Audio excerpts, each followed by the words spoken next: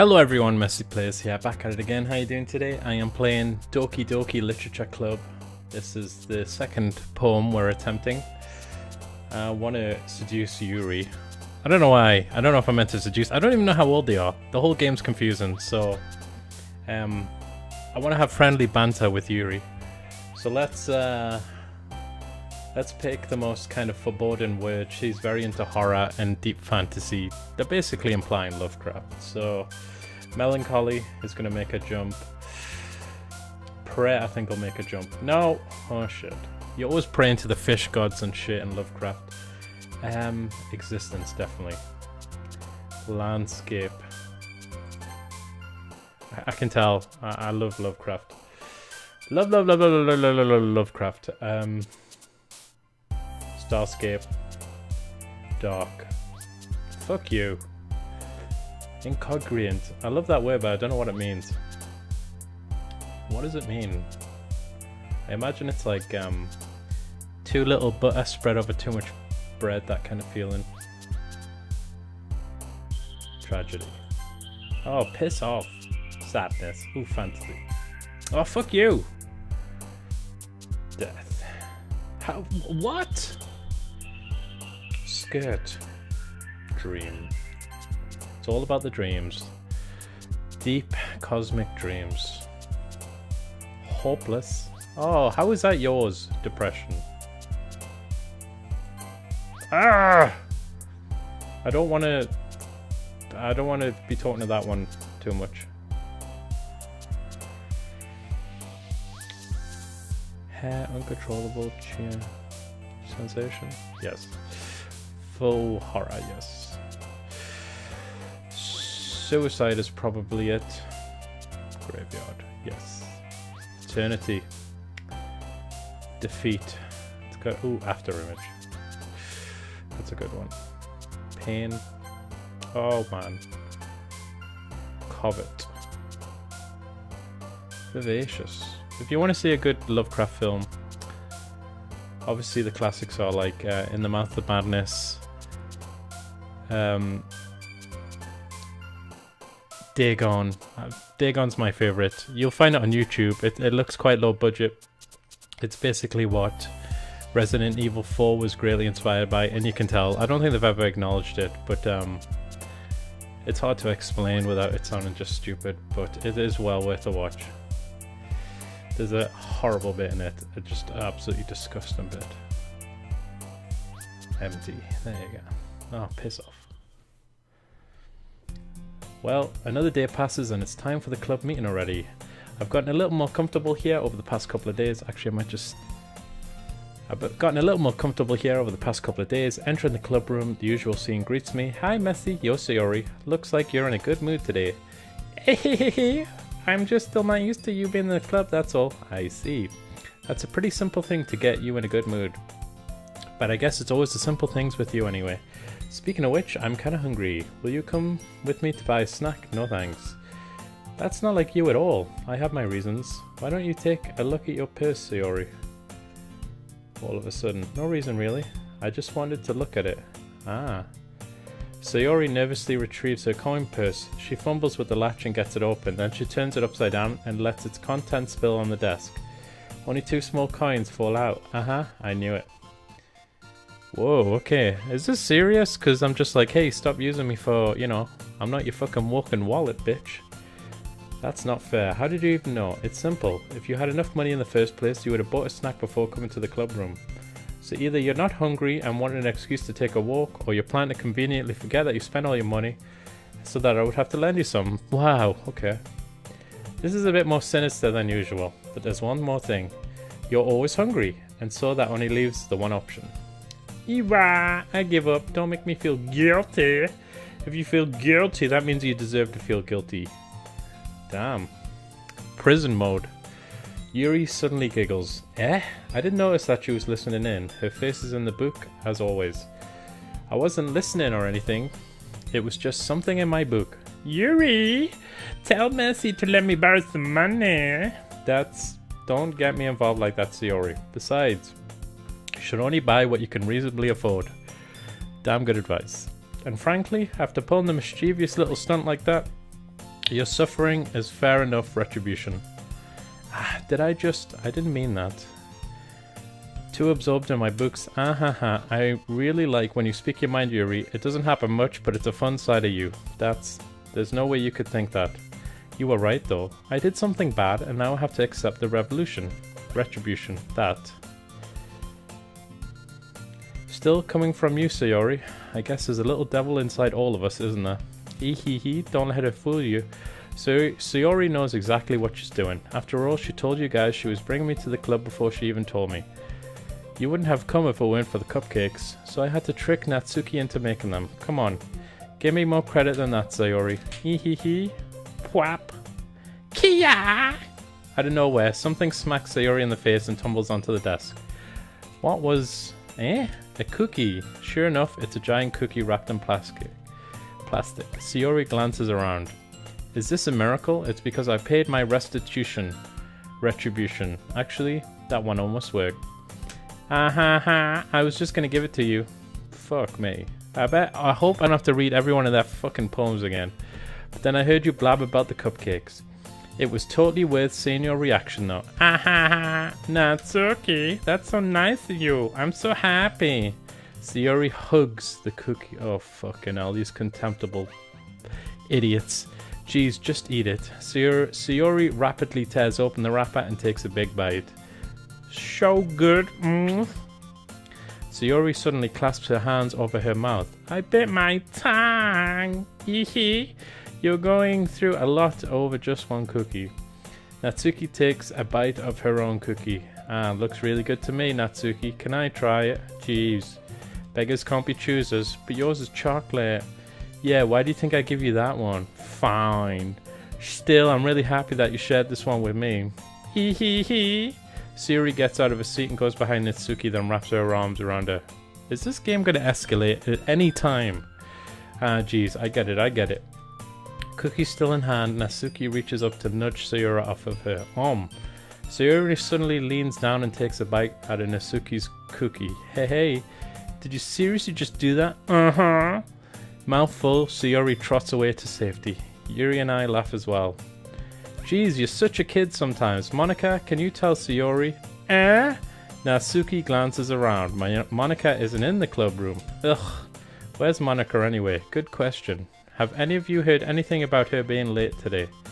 Not me. Yeah, I haven't either. That's a bit unusual. I hope she's okay. Of course she's okay. She probably just had something to do today. She's pretty popular after all. You don't think she has a... I wouldn't be surprised. She's probably more desirable than all of us combined. That's true. Excuse me? Fuck me. Suddenly the door swings open. Sorry, I'm super sorry. There you are. I didn't mean to be late. I hope you guys weren't worried or anything. Monika chose the club over her boyfriend after all. You're so strong-willed. But boyfriend? What on earth are you talking about? Monika quizzically glances at me. Never mind that. What held you up anyway? Well, my last period today was study hall. To be honest, I kinda just lost track of time. That makes no sense though. You would have heard the bell ring at least. I must not have heard it since I was practicing piano. Piano? I wasn't aware you played music as well, Monika. I don't really. I kinda just started recently. I've always wanted to learn piano. That's so cool! You should play piano for us, Monika. Monika looks at me. Maybe once I get a little bit better I will. Yay, that sounds cool. I'd also look forward to it. Is that so? In that case, I won't let you down, Messy. Monika smiles sweetly. I didn't mean any pressure or anything like that. Don't worry.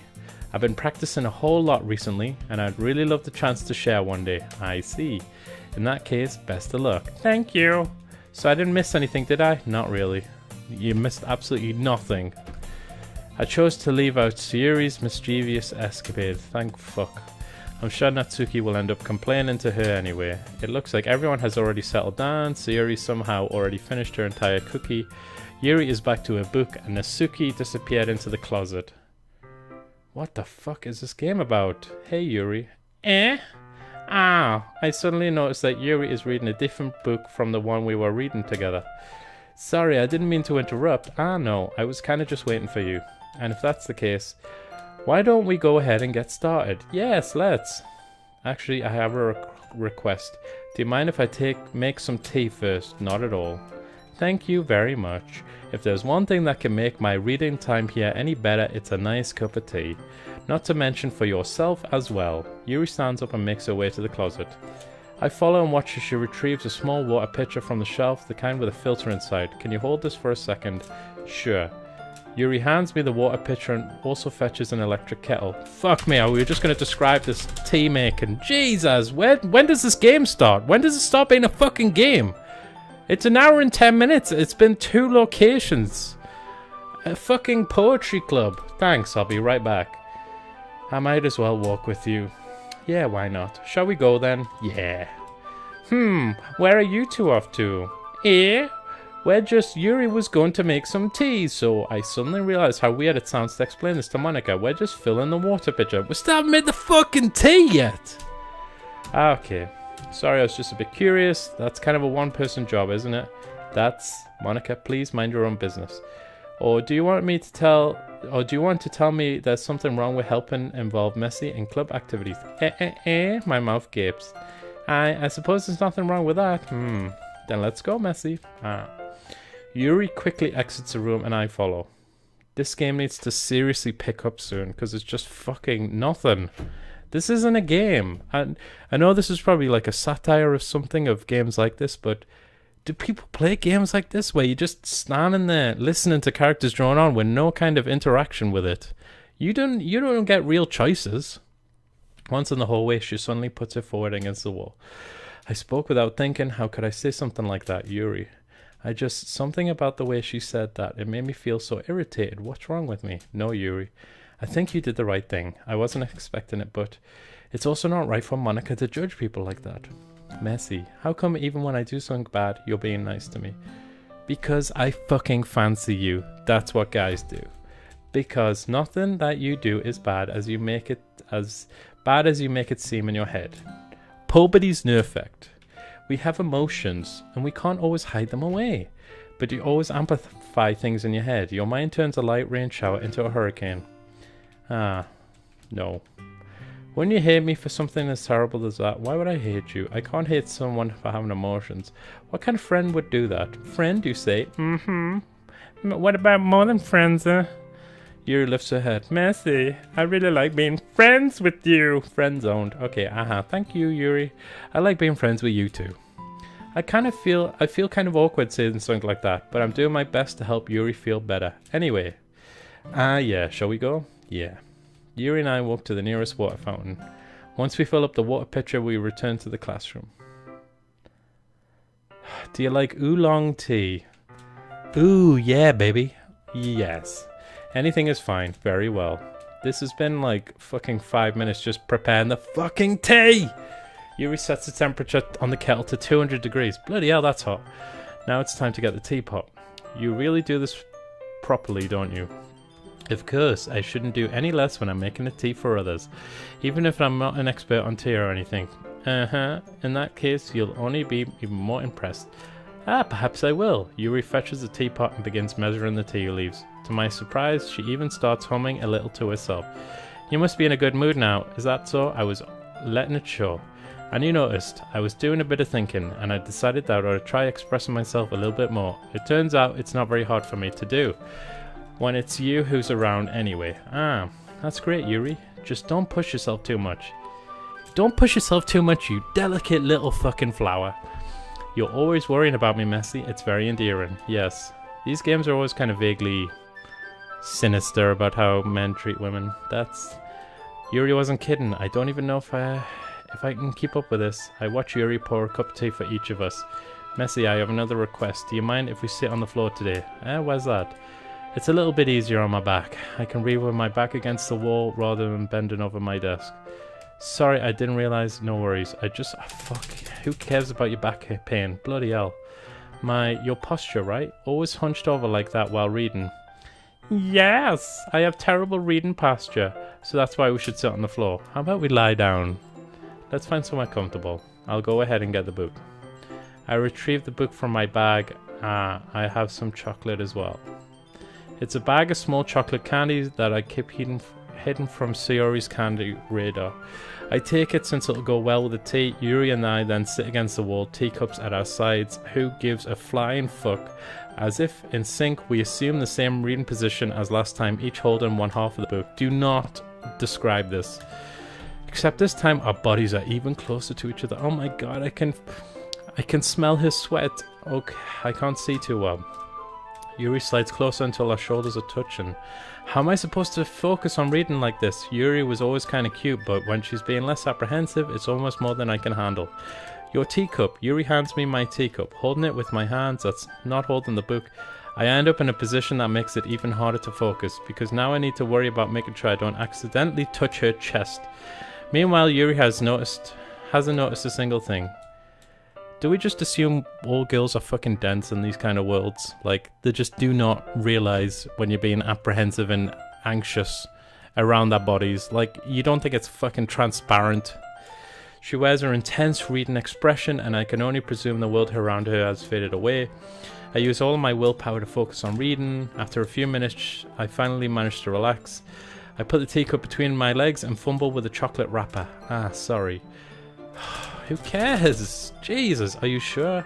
Well, if I touch it, then it might get smudges on the pages. Ah, you're right. I didn't even think about that. My bad. No need to apologize. I'll hold the book, okay? Are you sure? Of course. If this is the setup, it's firmly set up. Why do I have to keep up the charade? When is this game gonna start? Yuri opens the book with both hands. She holds it so that I don't have any harder of a time reading from it. But as a result, her left arm is practically rested on top of my leg. Oh my god, it's human contact. Yuri is already totally focused on her reading again. I take a chocolate candy and pop it into my mouth.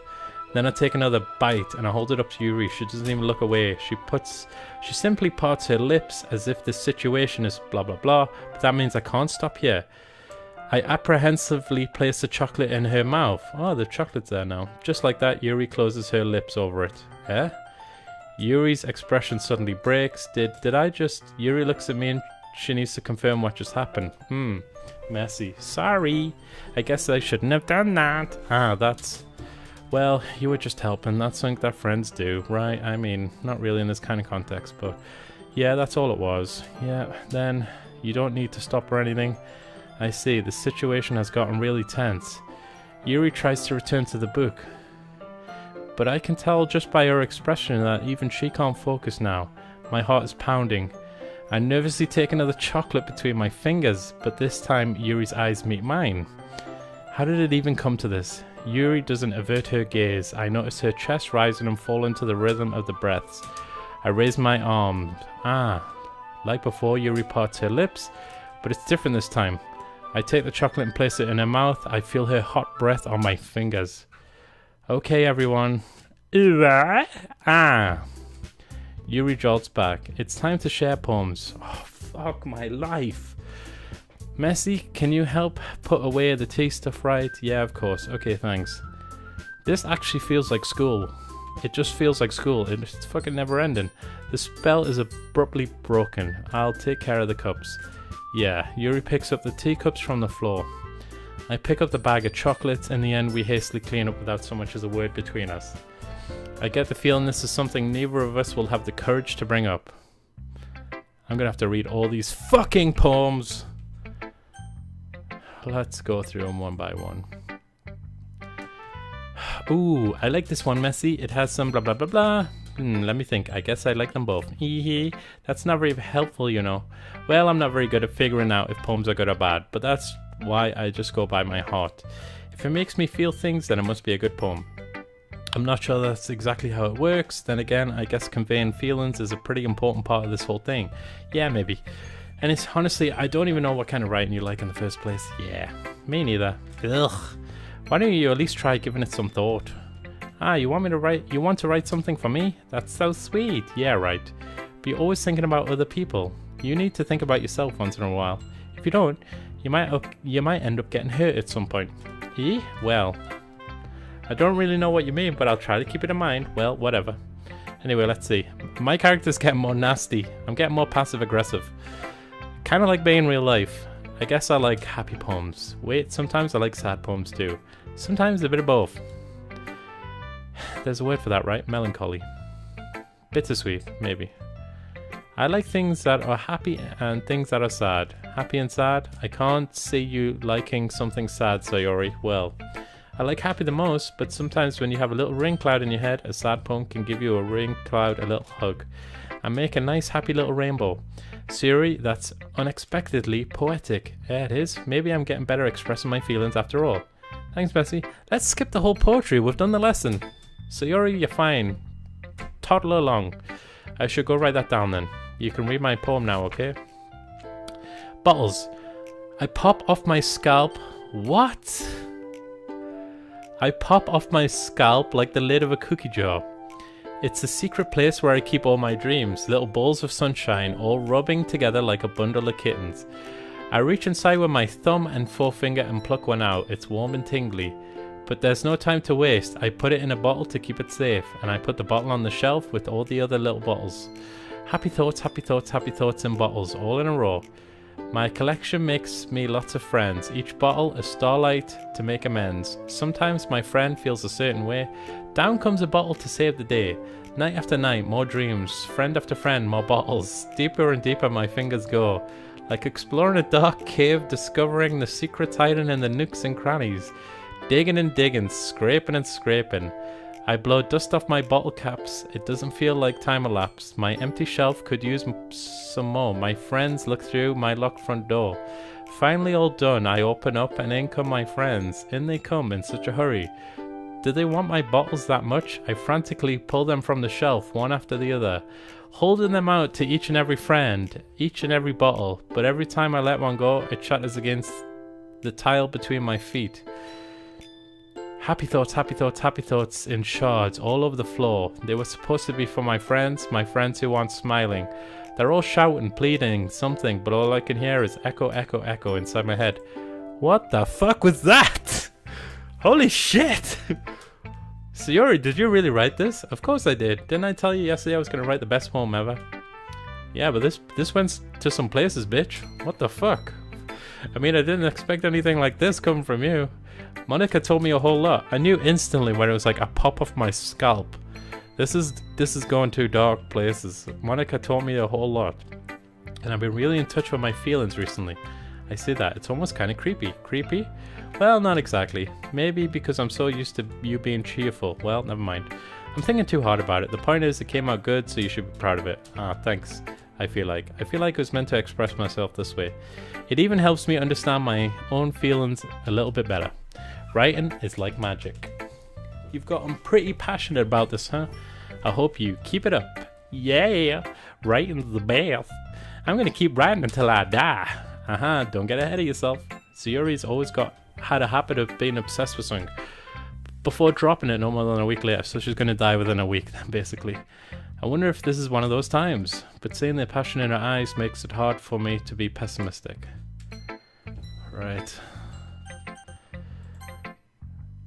Right, hers last time was quite short. Like, each line was like, I love dogs, I love cats, eagles can fly. Well, I can admit that it's better than the last one. It's nice to see that you're putting in some effort, that's good. But I still don't like this at all. It's trying too hard to be serious. What do you mean by that? Poems don't need to be all deep sounding to express something. It's going to just sound like you're forcing it unless you really don't suck at it.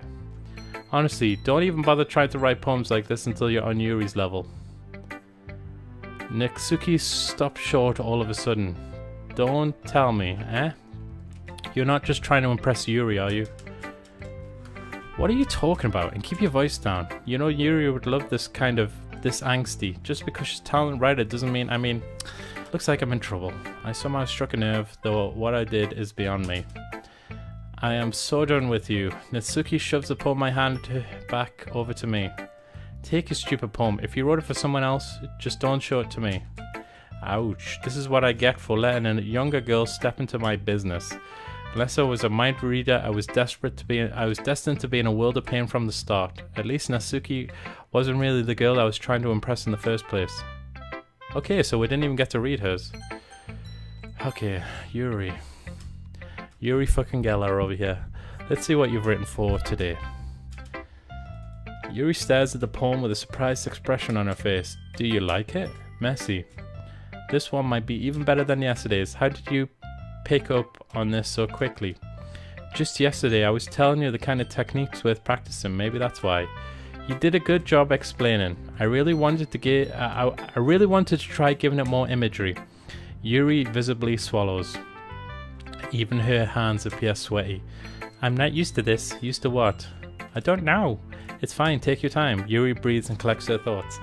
I know that Yuri likes to think before she speaks, so I offer that patience to her. Yeah. Just being appreciated like this, I guess. It probably sounds really stupid, but seeing someone motivated by my writing, it just makes me really happy. Are you saying you've never shared your writing before? What is with this game? Sorry, I might have lost something there. It crashes continuously, this game. So I would tell you to save often. Just yesterday I was telling you the kind of techniques worth practicing. Maybe that's why. You did a good job explaining. I really wanted to try giving it more imagery. Oh, I've read this. Used to what? Take your time. I know, like the thing, just being appreciated like this. It probably sounds really stupid. Seeing someone motivated by my writing, it makes me really happy. Are you saying you've never shared your... Oh god, I've read this. So really, Yuri nods. Huh, even your close friends? I wonder why. Anyway, do you want to share your poems you wrote today? Yeah, I do, if it's with you. It happened in the raccoon. It happened in the dead of night while I was slicing bread for a guilty snack. My attention was caught by the scuttering of a raccoon outside my window. That was, I believe, the first time I noticed my strange tendencies as an unordinary human. I gave the raccoon a piece of bread, but my subconscious was well aware of the consequences, well aware that a raccoon that is fed will always come back for more. The enticing beauty of my cutting knife was the symptom, the bread, my hungry curiosity. The raccoon is a what? The bread, my hungry curiosity, the raccoon, an urge. The moon increments its phase and reflects that much more light off of my cutting knife. The very same light that glistens in the eyes of my raccoon friend. I slice the bread, fresh and soft. The raccoon becomes excited, or perhaps it's merely projecting my emotions onto the newly satisfied animal. The raccoon has taken to following me. You could say that we've gotten quite used to each other. The raccoon becomes hungry more and more frequently, so my bread is always handy. Every time I brandish my cutting knife, the raccoon shows me its excitement. A rush of blood, classic Pavlovian conditioning. I slice the bread, and I feed myself again. That's a pretty scary version of Guardians of the Galaxy. I was a little more daring with this one than yesterday's. I can see that.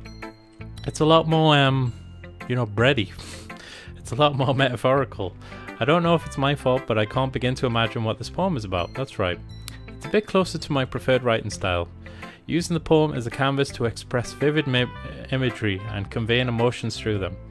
Yeah, if I take it at face value, then I can't even figure out what's it supposed to mean. I like bread, bitch, that's what it means. I think it's something that different people can relate to in their own way. I wanted to express the way it feels for me to indulge in my unusual hobbies.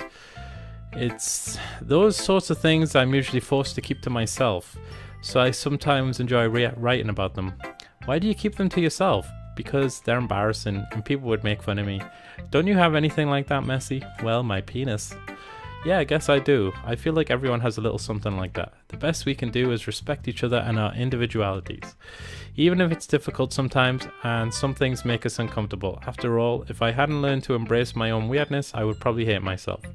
I might be ranting a little bit now, but I'm glad you're such a good listener.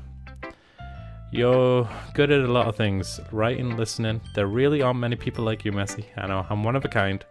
That's exaggerating a bit, it's just how I feel. I never thought I'd be so comfortable sharing my writing, but now I can almost feel like I look forward to it. It's just a really nice feeling, and you ought to thank for that. It's nothing really. Yuri smiles sincerely at me. For just a moment her timidness seems to disappear. Okay guys, I'm gonna have to leave it there. I hope you enjoyed the video. If you did, please like, comment and subscribe, and catch me next time for some more Doki Doki Literature Club. Goodbye guys.